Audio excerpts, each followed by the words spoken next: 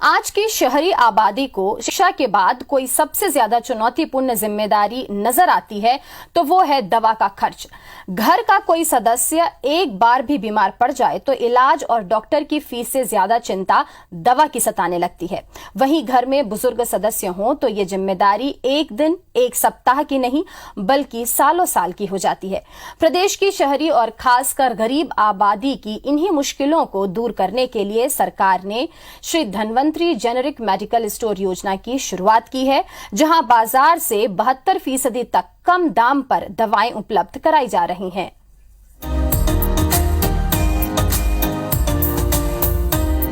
घर में कोई बीमार पड़ जाए तो परिवार के मुखिया की सारी जमा पूंजी दवाओं में खर्च हो जाती है।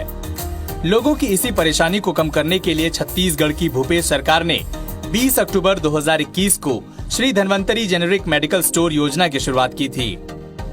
इस योजना के तहत अब तक राज्य के अलग अलग शहरी क्षेत्रों में 159 दुकानें खोली जा चुकी हैं। यहाँ देश के नामी और ब्रांडेड कंपनियों की जेनेरिक दवाएं उपलब्ध कराई जाती हैं, जो असल में एथिकल दवाएं जितनी ही कारगर है, लेकिन इसकी तुलना में 50 से 72% तक सस्ती होती है। सर्दी, खांसी, बुखार, बीपी, शुगर से लेकर कई दूसरी बीमारियों में काम आने वाली 251 प्रकार की दवाएं यहाँ उपलब्ध होती हैं।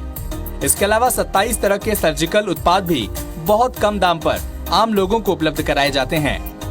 300 रुपए की दवाइयाँ मैं पहले कभी ले रहा था, तो अभी यहाँ पे लगभग जेनरिक दवाइयाँ हमें बता रहे हैं और काम वैसी ही करती हैं जैसे बाकी दवाइयाँ करती हैं, पर रेट जो है लगभग 50% के आसपास है। मेडिकल में जाने से बहुत महंगी दवाई आती है और जैसे 500-600 का दवाई वहाँ आता है, यहाँ हमको 150 या 180 या 200 तक मिल जाता है दवाई। दवाई से अभी यहाँ का दवाई थोड़ा कम लगा है तो इसलिए यहाँ आया।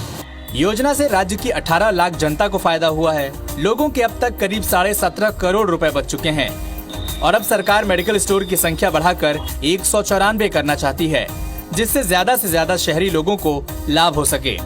सारे नगरीय निकाय में धन्वंतरी मेडिकल स्टोर्स का प्रारंभ किया है। ब्रांडेड कंपनियों की सारी जेनेरिक मेडिसिन है, 50 से 60% कम दर पे हम उपलब्ध करा रहे हैं लोगों को। धन्वंतरी मेडिकल स्टोर में वनवासियों के उत्पाद को भी बेचने के लिए रखा जा रहा है, जिससे उन्हें आर्थिक फायदा हो सके।